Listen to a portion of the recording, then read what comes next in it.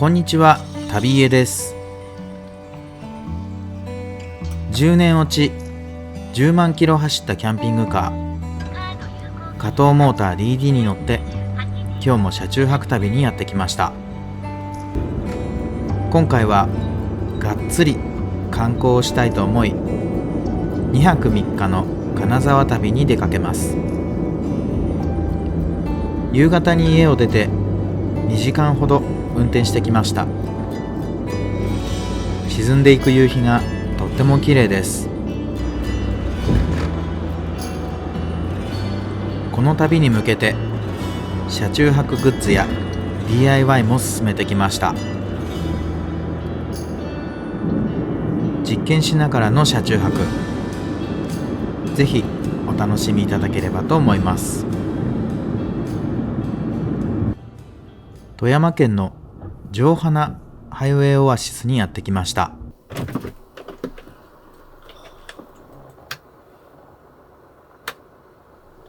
合計4時間ほど走り続けたので結構疲れました。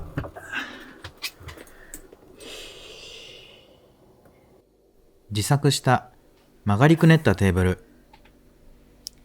角の R を整えておきました。そして今回持ち込んだ目玉商品、旅の後半で使っていきたいと思います。こちらのハイウェイオアシスには温泉が併設されています。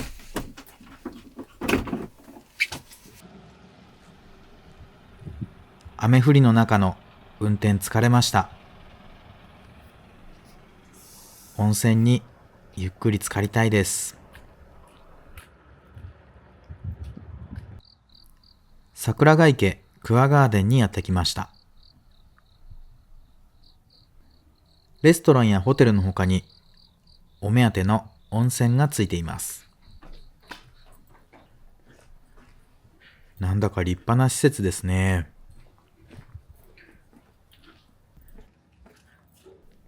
では温泉行ってきます。こちらの温泉、露天風呂がとっても広くて内湯も気持ちいい。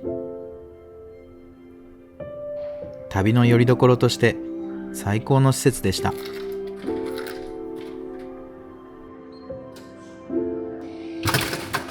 お風呂上がりといえばやっぱりコーヒー牛乳。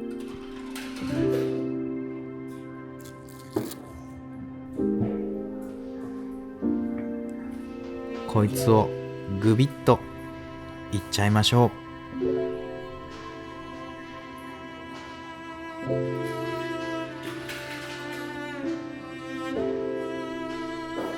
ふはー、美味しかった。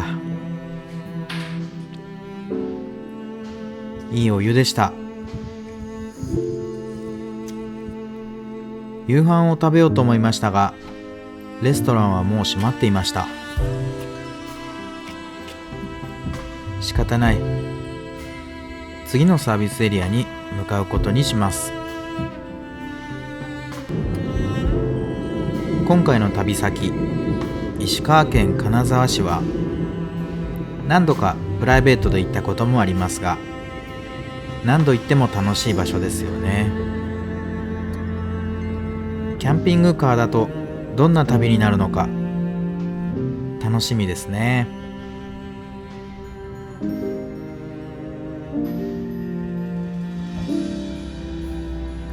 サービスエリアに到着しました。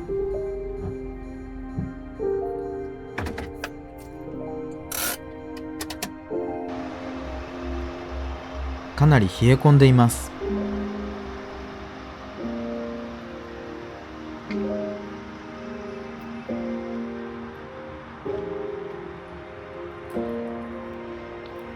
コンビニがあったので夕飯をゲット。車内で食べることにしましょう。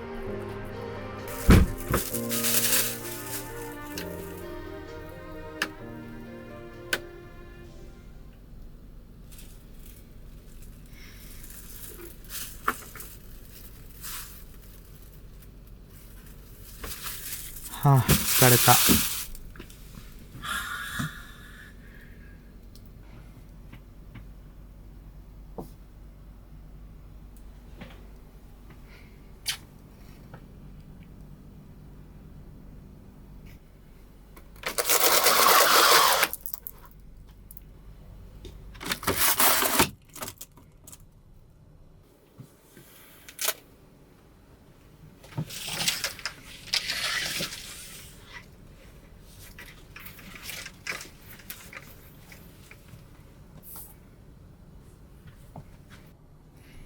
前回設置した自動カーテンを閉めます。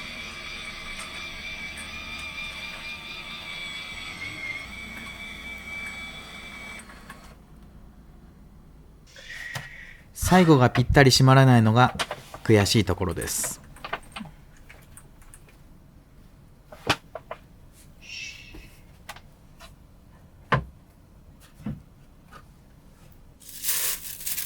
よーし、夕飯にしましょう。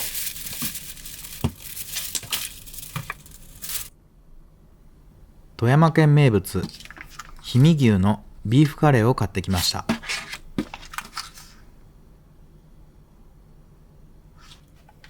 レトルトカレーとパックご飯。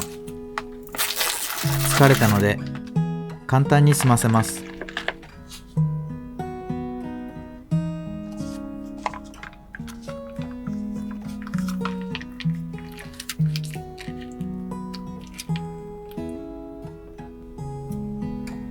電子レンジで温めていきます。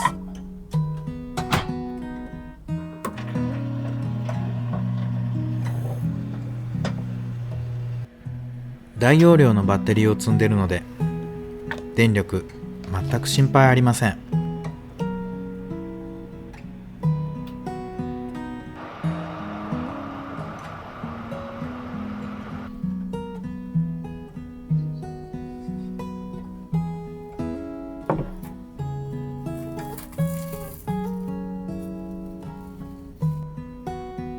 美味しそう。いただきます。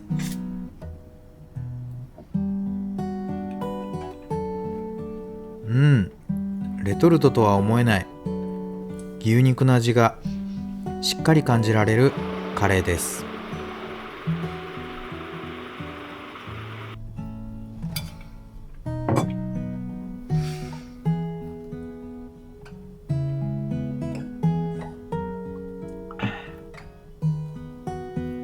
ごちそうさまでした。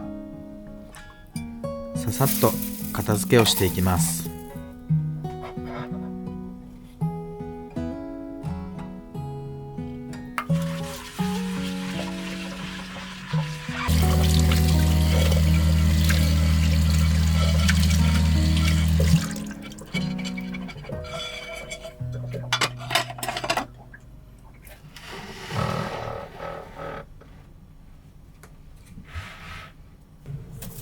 今日はこちらのサービスエリアで休憩していこうと思います。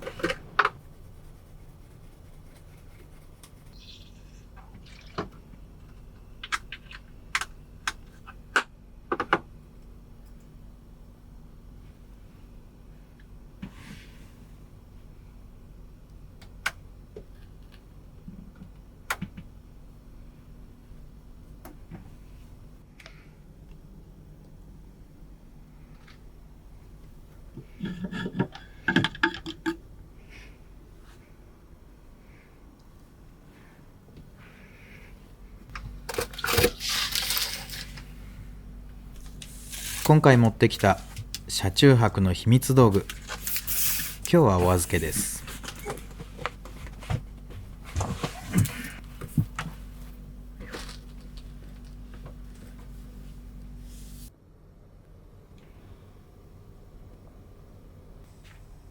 ではおやすみなさい。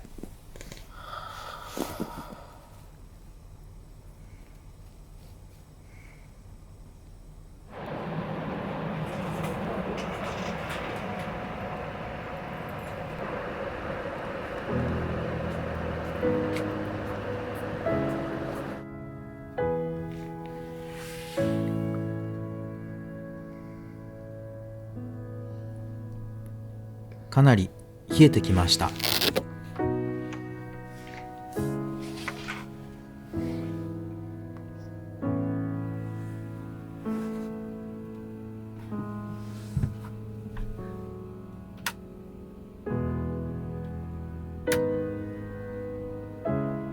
朝のお着替え忍法行きましょう。忍法着替えの術。上手に着替えることができました。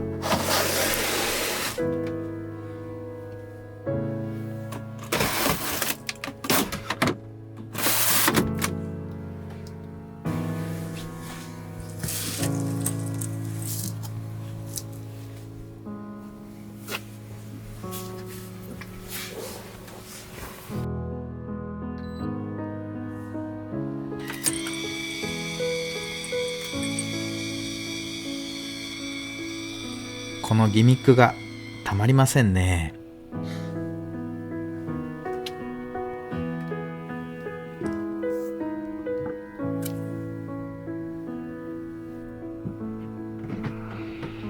コンビニで水を買ってきました。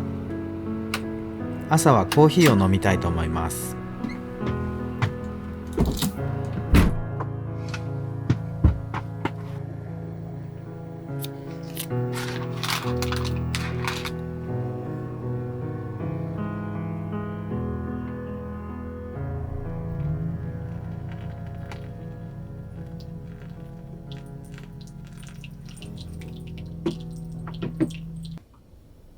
よし、落ち着いたのでそろそろ出かけるとしましょう。まずは金沢駅を目指したいと思います。キャンピングカー旅で重要になるのは駐車場選び。高さ制限や大きさの制限がある駐車場も街中にはたくさんあります。Google マップなどでよく調べて目的の駐車場を選定しました。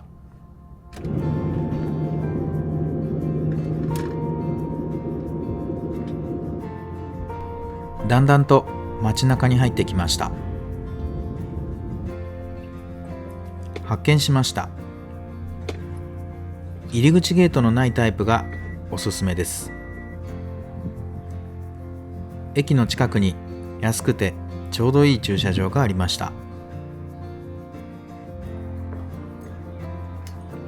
ここからは歩いて金沢駅を目指します。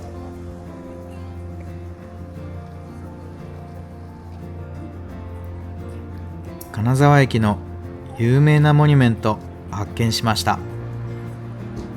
能から発想を得た鼓門。2005年に建設されました。加賀藩から続く金沢の伝統芸能加賀宝生の文化を象徴しています。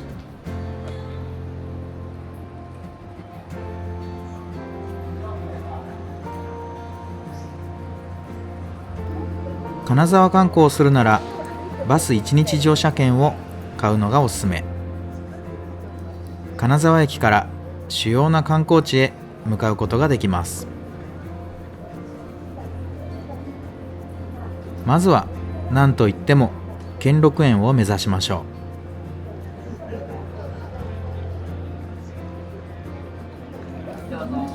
う。バスがやってきました。田舎に住んでいるとなかなか公共交通機関使用する機会がありません。路線バスに乗るだけでなんだかワクワクしてきます。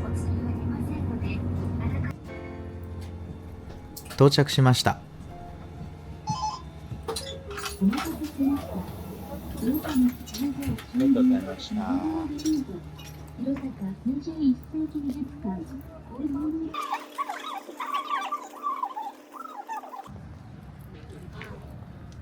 兼六園が見えてきました。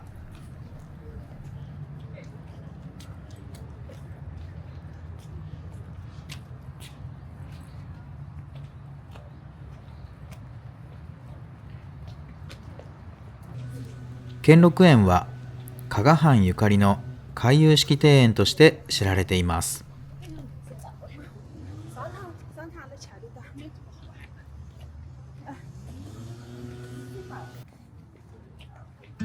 霞ヶ池と琴地灯籠は園を象徴する柔らかな景観です。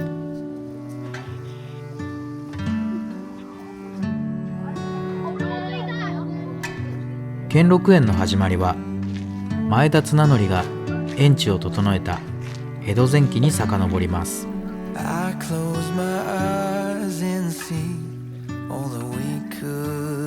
歴代の藩主が景観を加え、庭は少しずつ姿を変えてきました。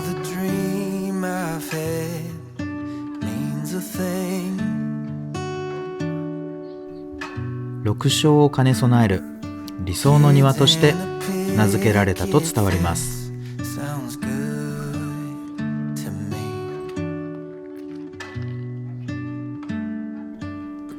特徴とは広大、湧水、尽力、壮行、水仙、眺望を指しています。明治以降、庭は一般に開かれ、人々の散策の場となりました。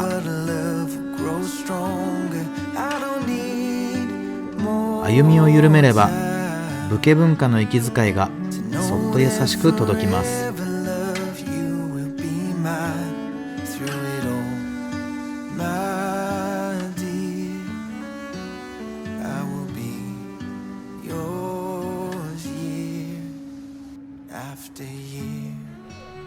兼六園、何度か来たことはありましたが、いつ見ても綺麗ですね。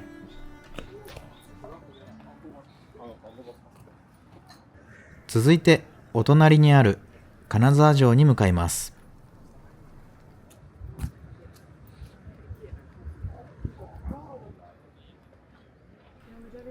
金沢城は1583年、前田利家が拠点としました。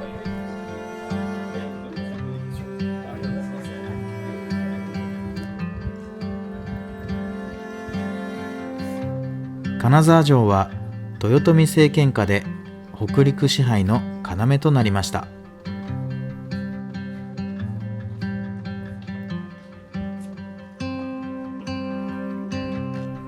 加賀藩成立後は前田家の城として整備が進みました。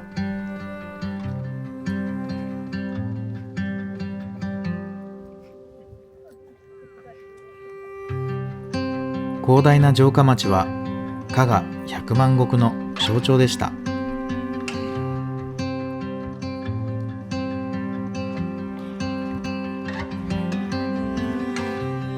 しかしこのお城は度重なる火災に見舞われます。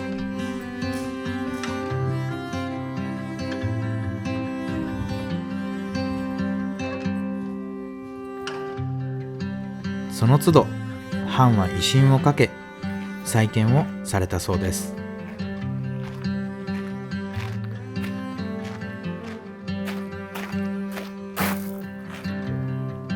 幕末には藩政の中心として政治が行われました。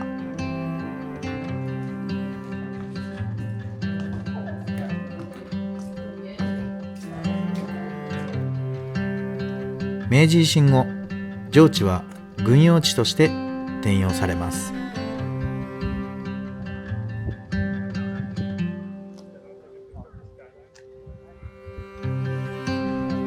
戦後は公園として市民に開放されました。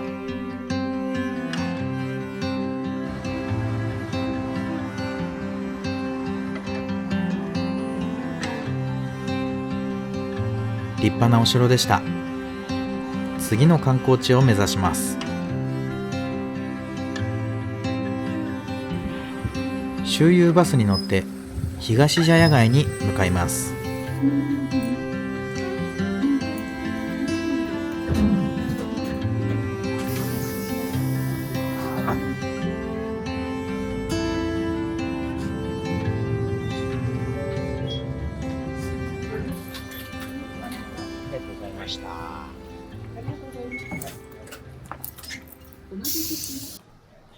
到着しました。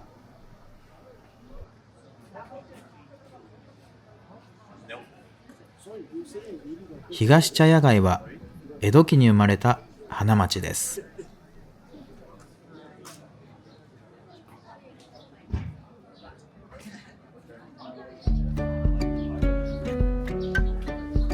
江戸時代、茶屋では芸妓の歌や踊りが来訪者をもてなしました。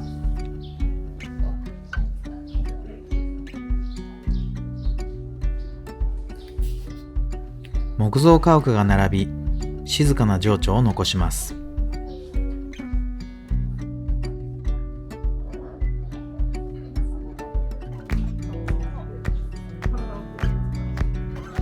格子戸と石畳が当時の情景を今に伝えます。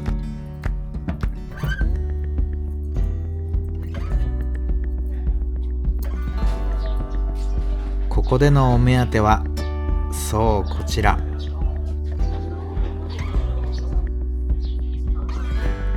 フルーツが丸ごと入った大福。これが食べたくて金沢に来たと言っても過言ではありません。今回はいちじくの大福とお抹茶をいただきます。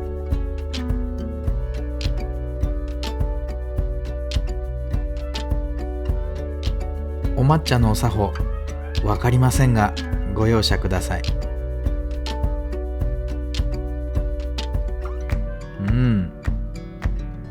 結構なお手前です。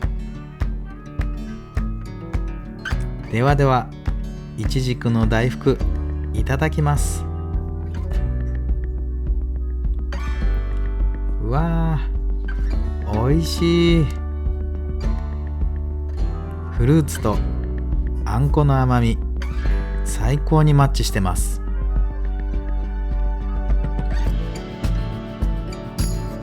いやー、量が多いかなと思いましたが、ペロリでしたね。甘い和菓子にお抹茶がとっても合っていました。はあ、満足。今回の旅の一番の目的が達成されました。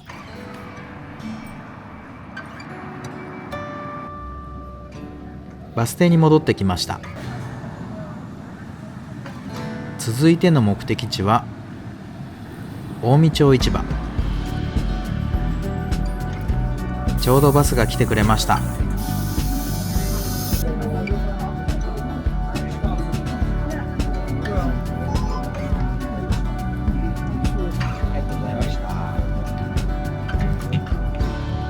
近江町市場に到着しました。近江町市場は江戸期に城下の市として始まりました。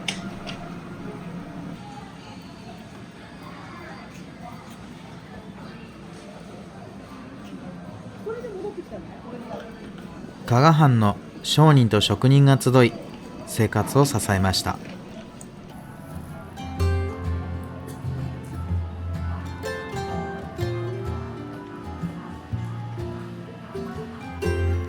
明治以降も金沢の台所として役割を引き継ぎます。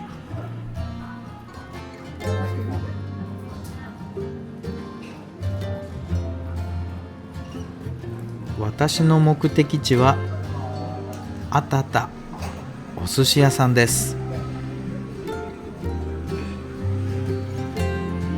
のどぐろのお寿司が食べたいんです。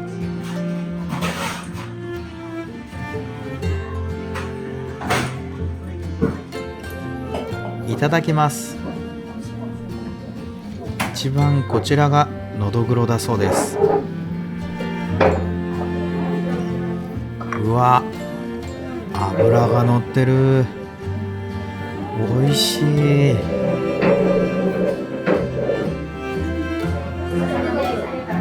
これものどぐろって言ってたかな。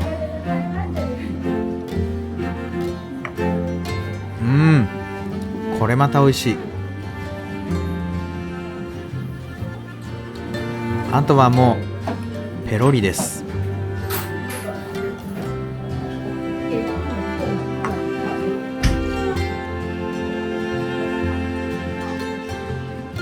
最後の一貫、ネギトロをいただきます。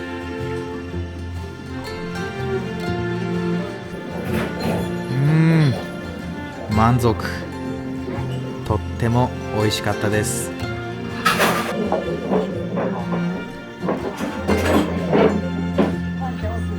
そしてもう一つ目的があります。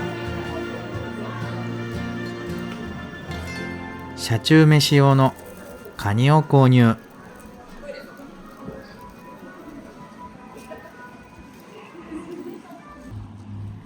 いやー、満足でした。再びバスに乗ります。21世紀美術館行きたいと思いましたが、時間がないので今回はパス。路線バスに乗って再び金沢駅を目指します。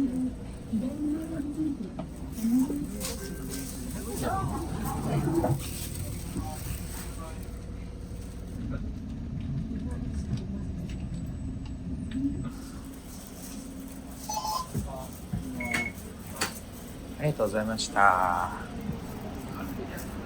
金沢駅に帰ってきました。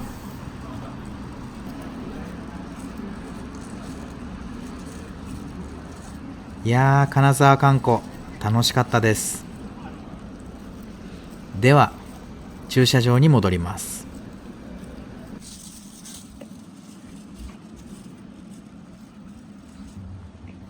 愛車を見つけるとなんだかほっとしますね。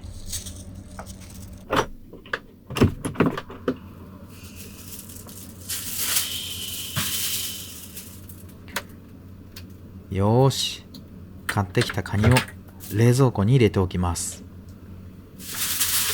キャンピングカーだから冷凍・冷蔵物も心配なく持ち帰ることができますね。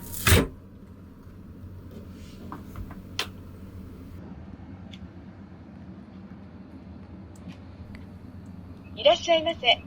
駐車料金は800円でした。表示された駐車番号でよろしいですか？安いですね。間違った場合は訂正ボタンを押して。金沢観光楽しかったです。続いては温泉を目指します。キャンピングカーは街中走行なかなか難しいですが、思い切って駐車場に停めてしまえば観光とっても楽しめますね。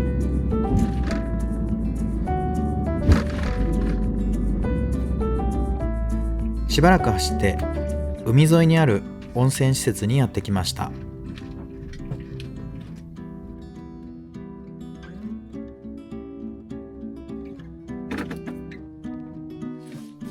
温泉セットを持って早速向かいましょう。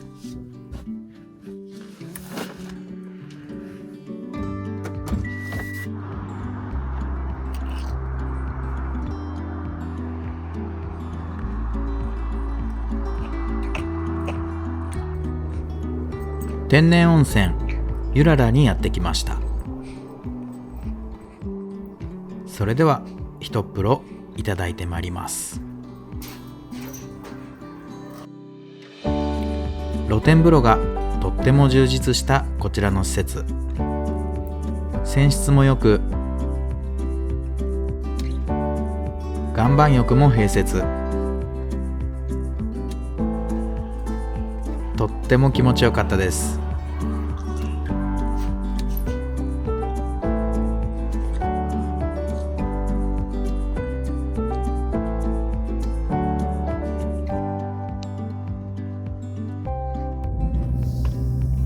満足でした。すぐ隣にスーパーがあったので買い出しをしていきます。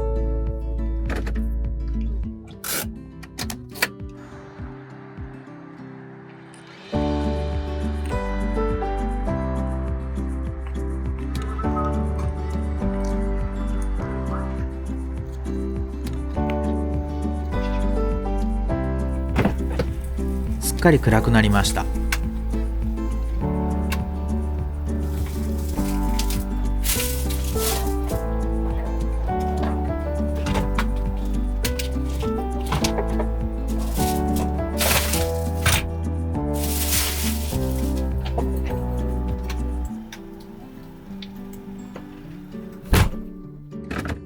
よし、今回の旅最後の目的地に向けて出発します。日本では大変珍しい砂浜を走れる道路があります。そちらの最寄りの道の駅に向かっていきます。今日はもう暗いので明日の朝砂浜を走ってみたいと思います。到着しました。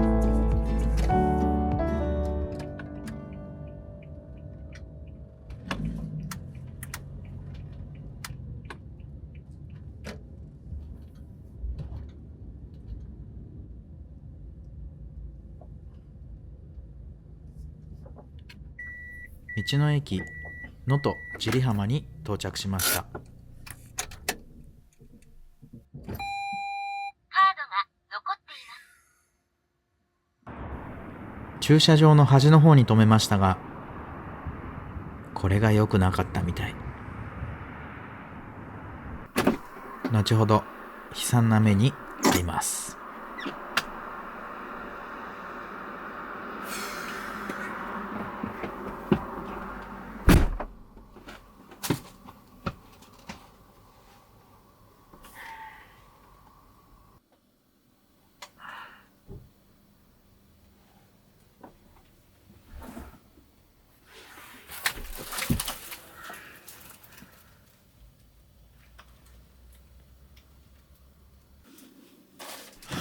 はあ、一日歩いて車もしっかり運転しました。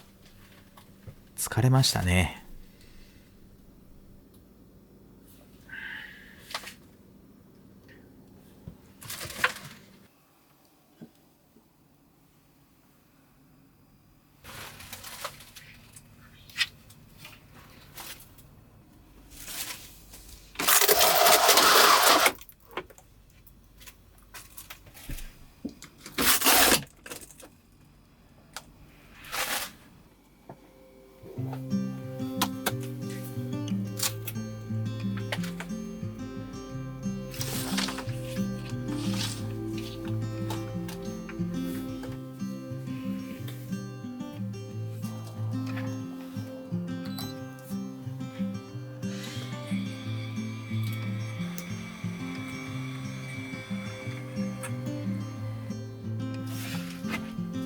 相変わらず最後のちょっとが閉まらない。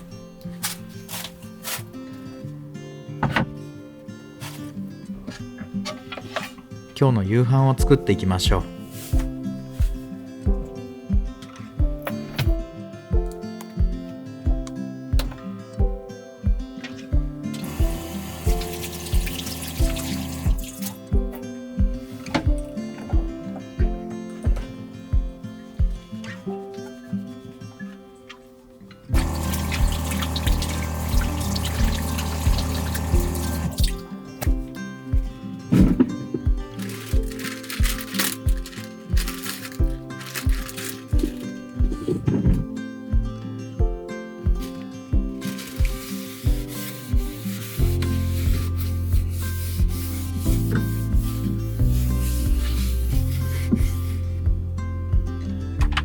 今日の夕飯は豪華です。近江町市場で買ってきたカニです。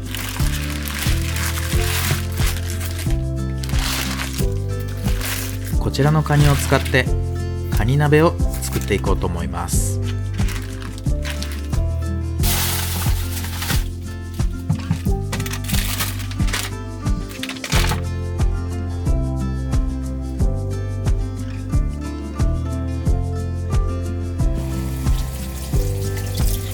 まずはネギをカットしていきます。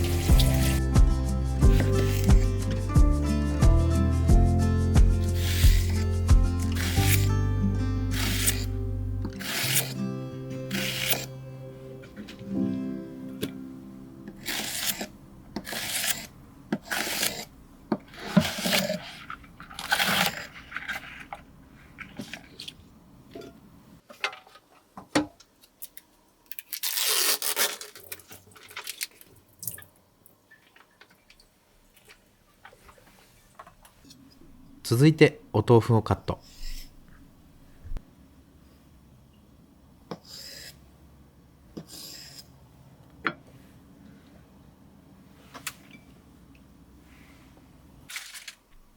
カニの表面を洗っておきます。そうこうしているうちになんだか外が騒がしくなってきました。やんちゃな車が隣につけてきました。重低音の BGM がこちらの車内まで聞こえてきます。なんだかこちらを意識しているように BGM を止めたりつけたり、こういった経験初めてなのでドキドキしちゃいます。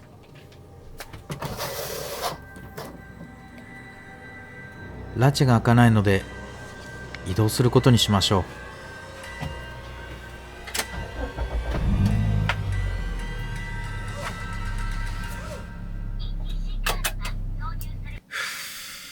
移動してきました。車中泊旅、こんなこともあるんですね。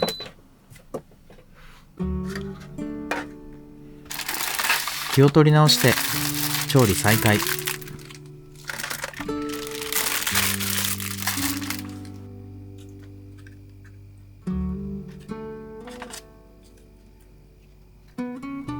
インパクトのあるカニを2杯置いていきます。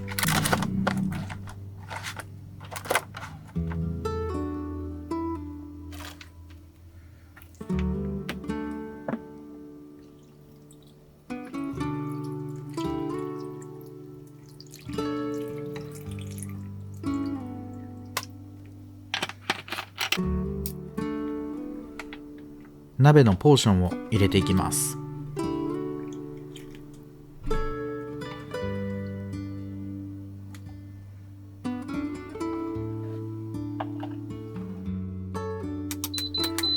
あとは火にかけていくだけです。電源はサブのポタ電から取っていきます。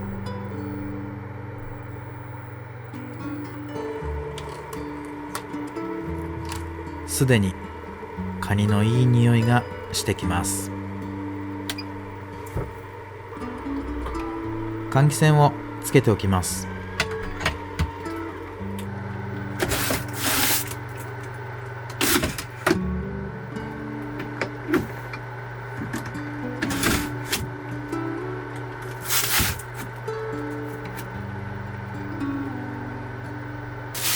100円ショップでカニ用のハサミを買ってきました。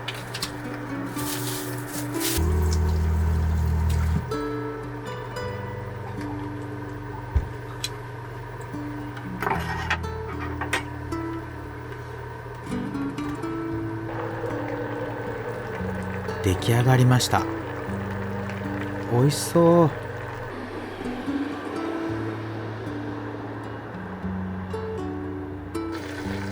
ではいただきます。カニはどうやって食べたらいいんだろう。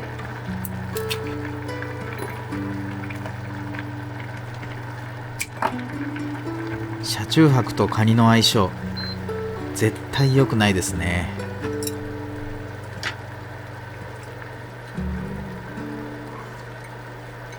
美味しい。カニの味がしっかり染み出てます。なんとかほじくり出してカニを食べていきます。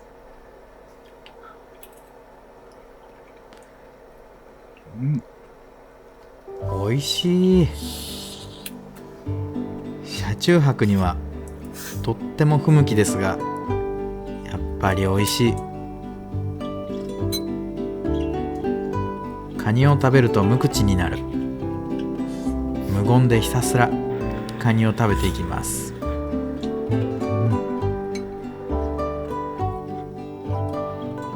カニ味噌もしっかり入ってました。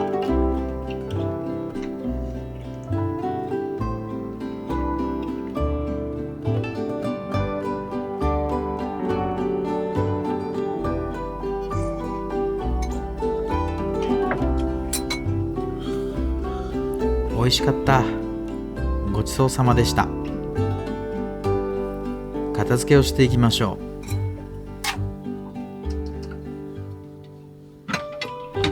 う。まさかキャンピングカーの中でカニ料理が食べられるなんて思いもよりませんでした。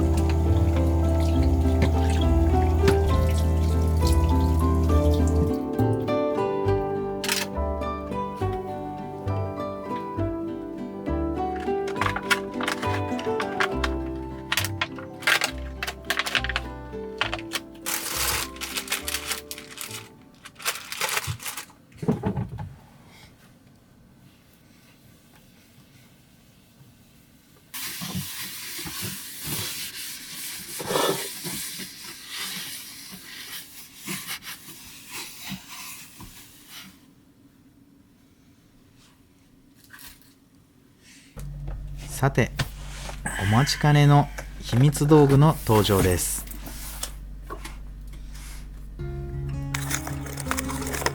今回購入したのは携帯式トイレラップポンサニーです。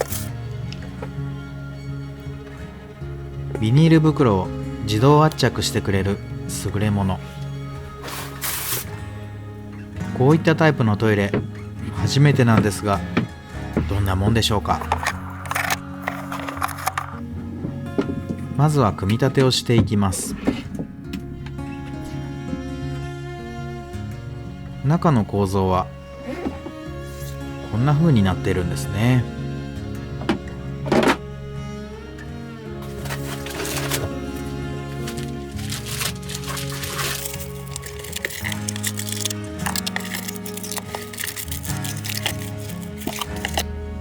同梱物は AC コンセントにビニール袋、本体カバー、そして凝固剤です。説明書を読んでセッティングをしていきます。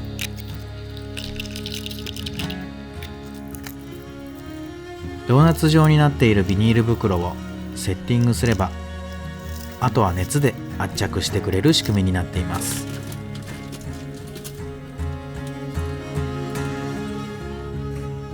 これでセット完了です。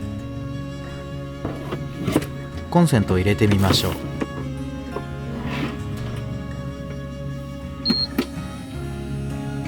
う。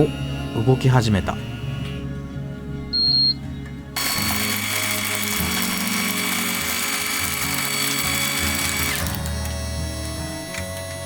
なるほど、こうやって圧着してくれるんですね。圧着には100秒待つそうです。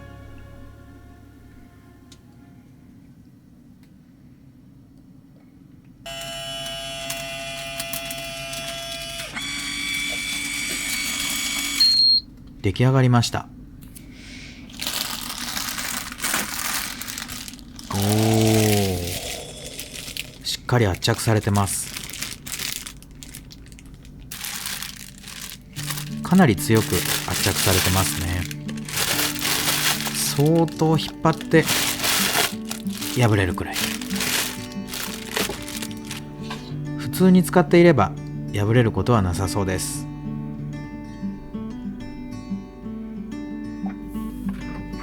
我が家の激狭マルチルームにセッティングしてみます。このマルチルーム、横幅は50センチないくらい。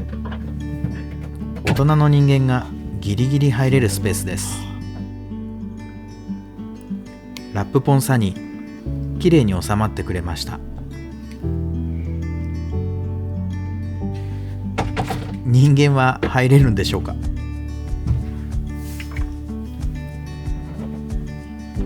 お、なんかぴったり、ギリギリですが入りました。扉はちょっと閉められなさそうですね。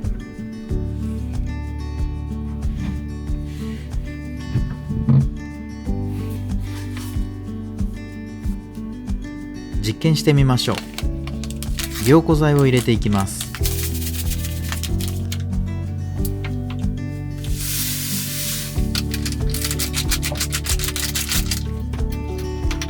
ペットボトルの水約 200ml を入れてみます。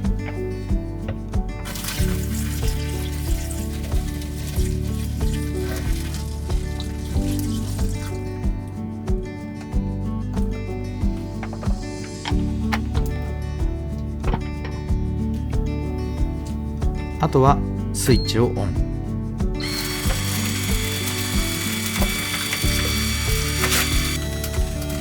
100秒間待っていきます。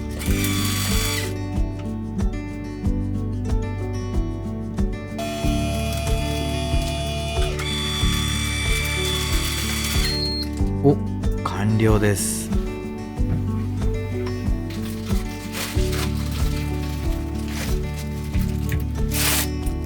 すごいゼリー状に固まってます。おむつみたいな感じですね。こちらの処分はおむつ同様の処分方法で良いそうです。これで DD にトイレが常設されました。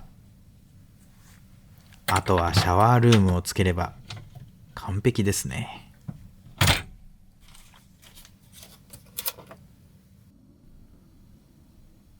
夜のお供はモンブラン。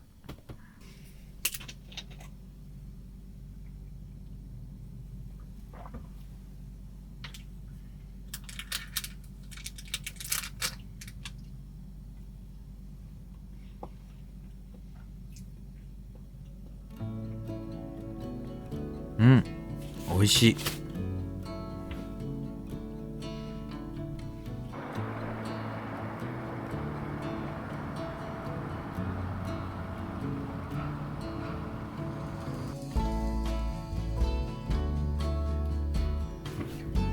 さて、そろそろ寝る準備をしていきます。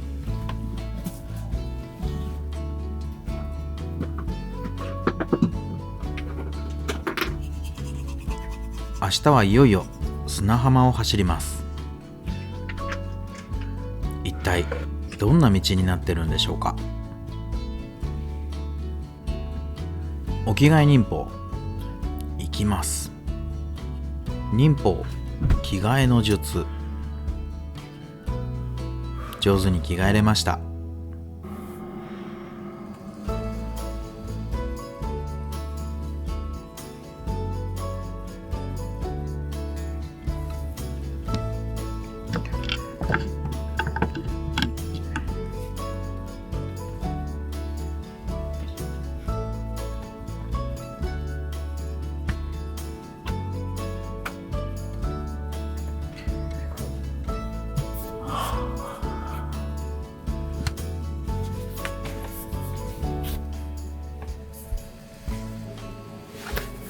だいぶ寒くなってきました。そろそろ電気毛布出さなきゃですかね。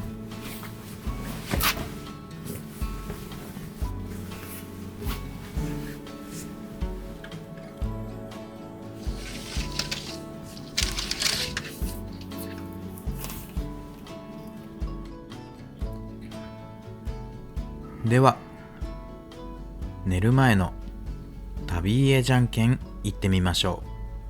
旅家じゃんけんじゃんけんぽん。私はグーを出しました。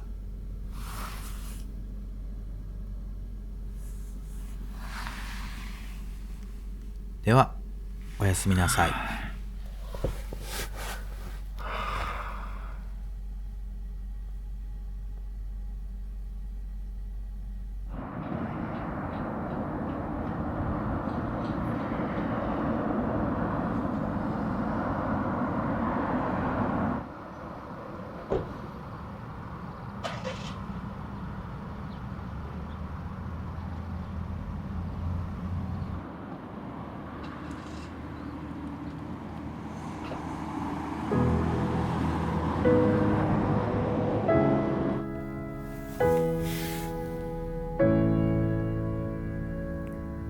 だいぶ夜中冷え込みました。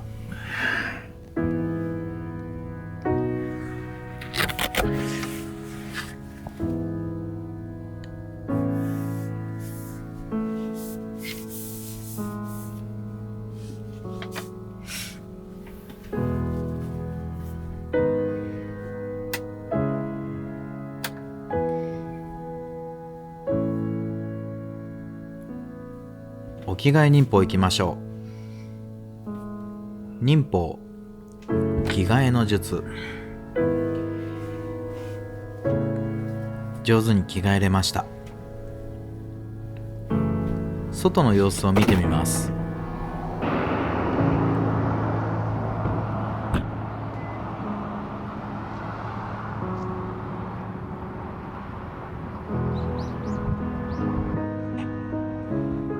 今日は道の駅お休みみたいです。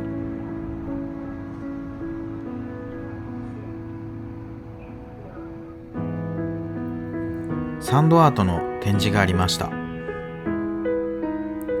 これ全部砂でできてるらしいです。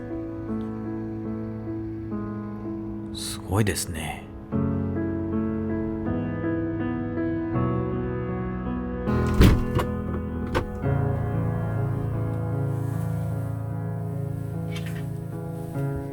朝食を作っていきます。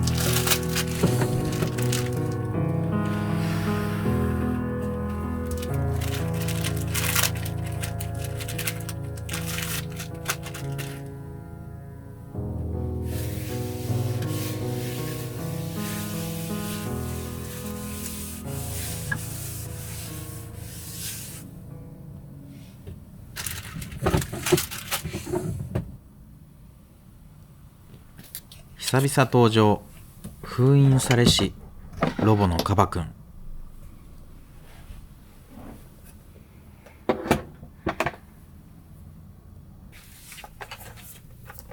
ロボのカバっぽい見た目がとってもキュート。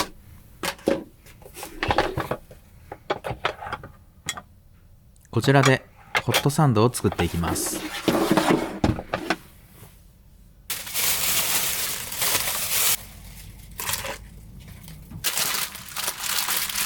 今日はオーソドックスにハムとチーズを挟んでいきます。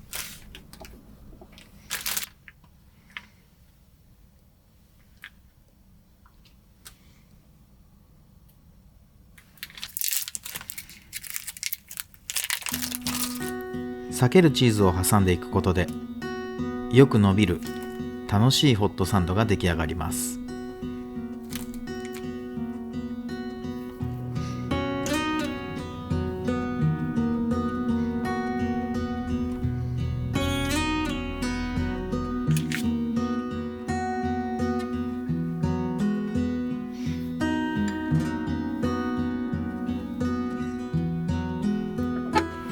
あとは焼いていくだけです。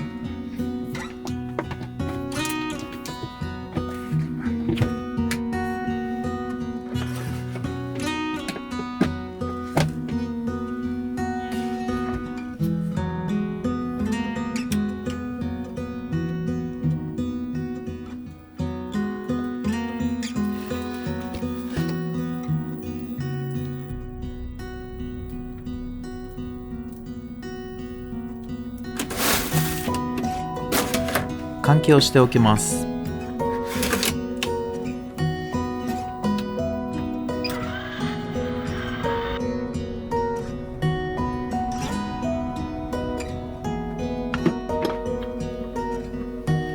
焼き上がりました。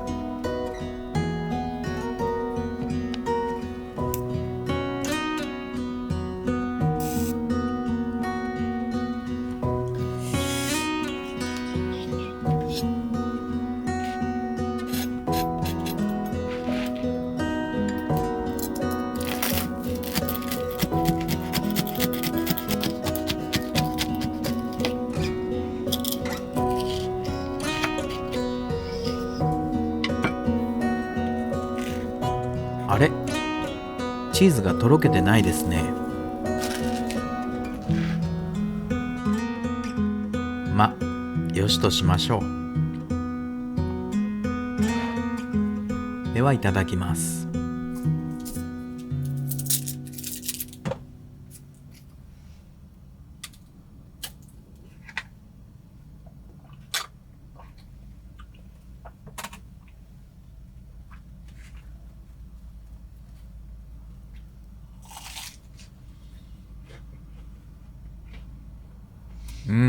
美味しい。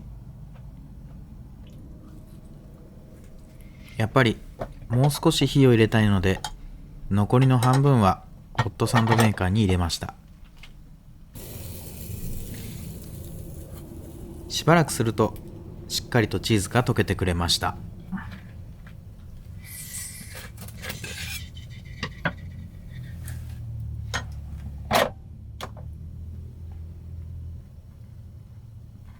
これこれ。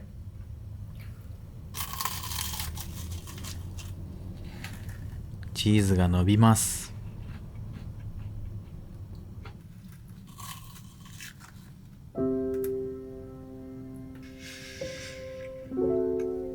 伸びるチーズが楽しいです。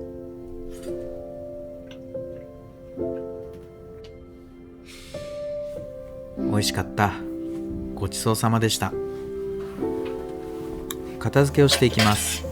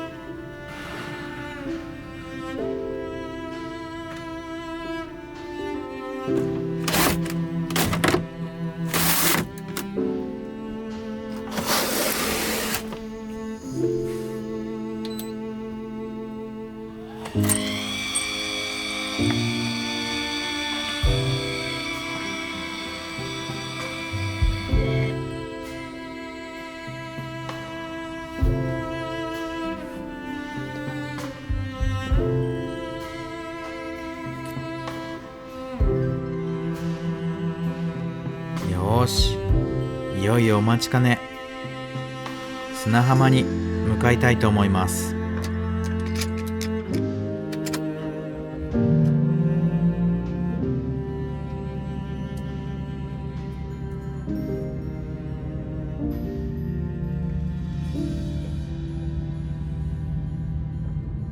道の駅からすぐドライブウェイがありました。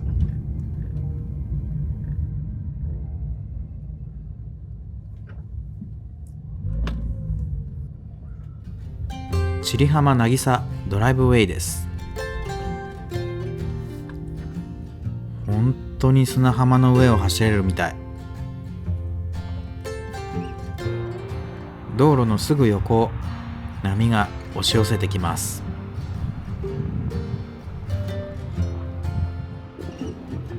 では出発。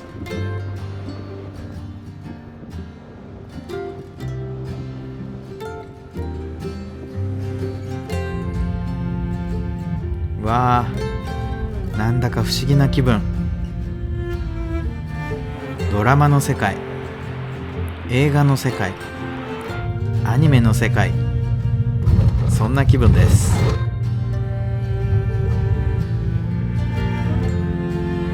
旅を続けていてよかったです。まだまだ見たことない世界がたくさん見れそうです。しばらく走って引き返してきました。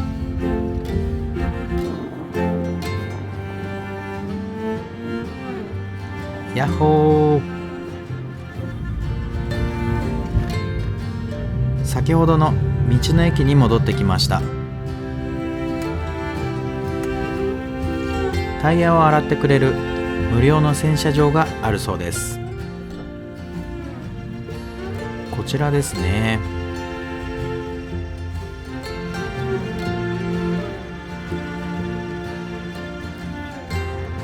なるほど、ボタンを押すだけでいいそうです。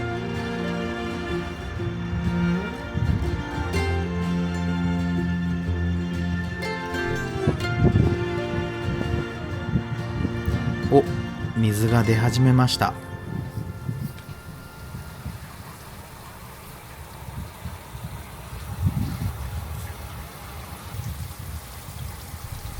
かなり豪快に水が出てきますね。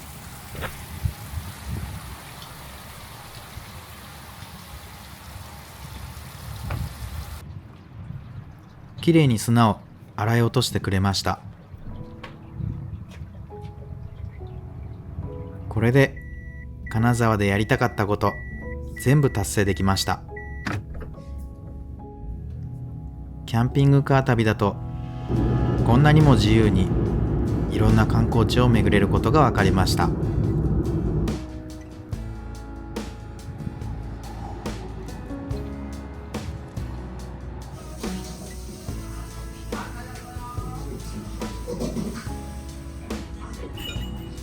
今日の物語はいかがだったでしょうか。小さな家の小さな旅の物語はこれからも続きます。チャンネル登録やベルボタンを押していただくと最新話を見逃しません。メンバーシップでは裏話や皆さんとの交流を楽しんでいます。X、インスタグラム、TikTok も運営しています。それぞれのリンク、詳細は概要欄をご覧ください。